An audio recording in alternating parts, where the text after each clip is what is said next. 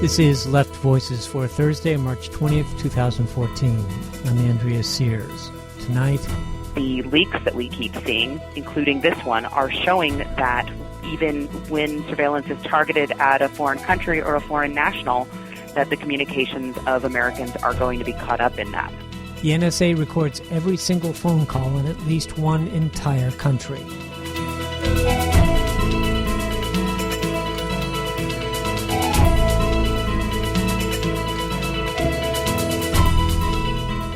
The latest revelations from documents leaked by whistleblower Edward Snowden show that the National Security Agency has the capability to record every phone call in a foreign country, to retain the contents of those calls, and to listen to them at any time for up to 1 month without requiring that anyone on the call be identified as the subject of surveillance.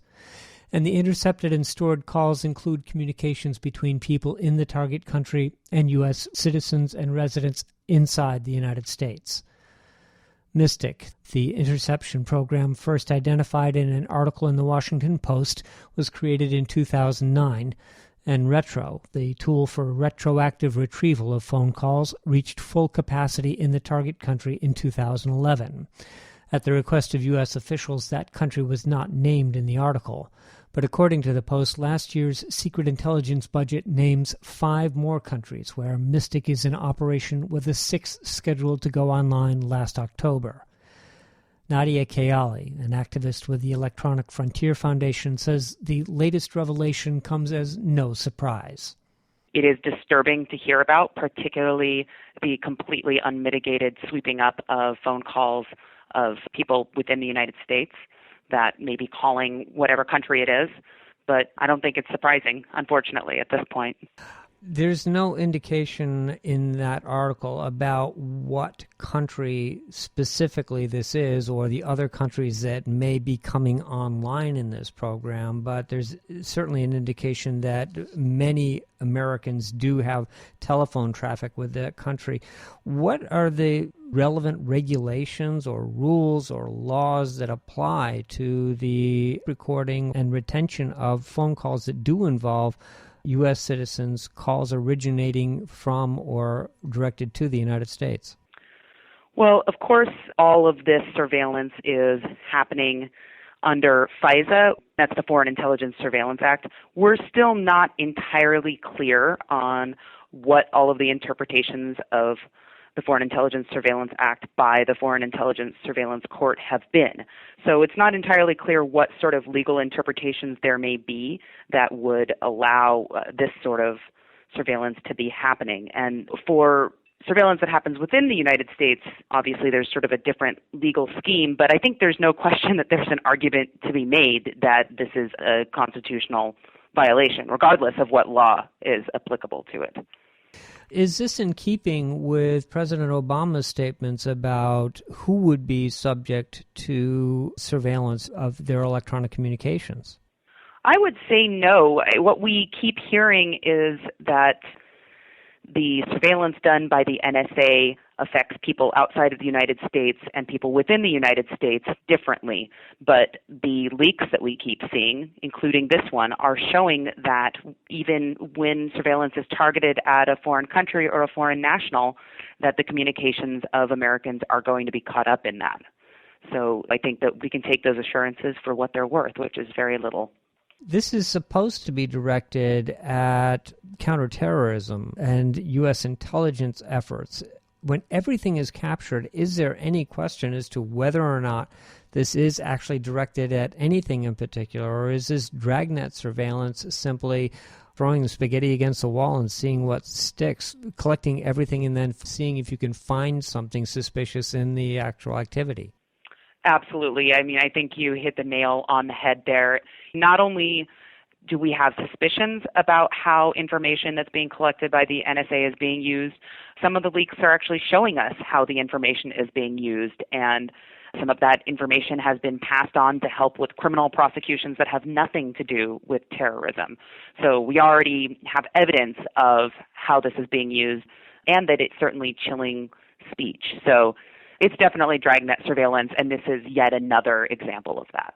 And what about economic surveillance? I know with the surveillance of Petrobras in Brazil, the Brazilian state oil company, is the U.S. actually engaged in economic espionage as well as intelligence gathering? Well, I think it's a question of classification. There's no reason that the surveillance that's happening isn't going to be getting information that is economic in nature. How it's being used is a question. Another example of that was the recent leaks that the Times wrote about, where the Australian Signals Directorate was collecting information about communications between an American law firm and the Indonesian government regarding trade negotiations, and how much of that may have been passed on to the NSA, we still don't know. But that's absolutely information that would be economic in nature and not counterterrorism in nature, and is really problematic to be getting. We really don't need to be, as a country, doing things that are going to be damaging our foreign relations, but we certainly are. And gathering economic information is extremely concerning. The fact that the United States does this is now, as you said, no surprise. But are other countries engaged in similar espionage? Are they spying, or could they be spying on U.S. citizens with dragnet surveillance, such as is being done under this Mystic program? And potentially, could they be sharing that with U.S. intelligence agencies?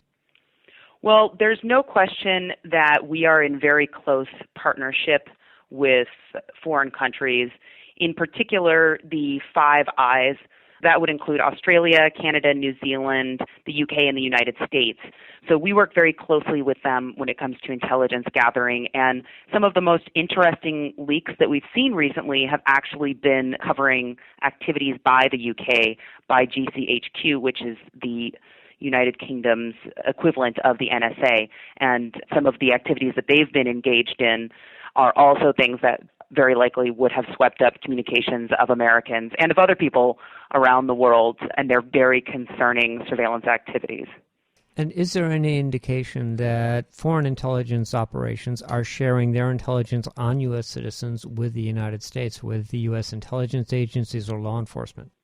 Absolutely. We know that they're meeting, that they're talking.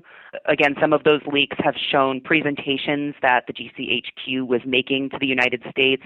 How exactly they engage in information sharing is unclear, but it's a very tight-knit partnership. And again, actually going back to that discussion about the monitoring of the U.S. law firms' communications with their foreign clients, part of the concerning issue there was that the Australian Signals Directorate was actually reaching out to the NSA for guidance on how to handle this, and there was indications that they would be sharing information with the NSA. And when the NSA was questioned about this by the head of the American Bar Association, they had very little to say. They sort of repeated the same assurances that we've been getting. So not only are these agencies sharing information with the NSA, they're sharing information that is as dangerous or more dangerous than the information the NSA is collecting itself. Is there any way, considering the Five Eyes and the cooperation that you're talking about here, is there any effective way to counteract, to fight back, to try to stop this kind of surveillance and the sharing of information between intelligence agencies that may be forbidden within borders, but once you cross a border, it seems to be perfectly all right? Well, I think there's two questions there. One is about the international partnerships, and one is about stopping surveillance where it starts. Edward Snowden has spoken twice now, part of a TED Talk and then also at South by Southwest, and really encouraged people to be considering their own security. So using encryption tools, using Tor. We always recommend that people use HTTPS everywhere, so making it a little bit more difficult for those agencies to get the information in the first place. Now, when it comes to the international agreements, I think that's a much bigger question. There's definitely work going on within the United States. The USA Freedom Act is one example of one thing we've been urging people to support as at least a good start addressing the NSA's authority. But I think we need to bring those agreements out into the open and see exactly what they are and be very clear that the NSA shouldn't be getting any information that it couldn't have collected itself, and it shouldn't be collecting any information unconstitutionally. It is a big question, and it's not something that has been discussed as much as what the NSA itself is doing, and I think it's really something that does deserve more attention. Nadia Kayyali is an activist with the Electronic Frontier Foundation.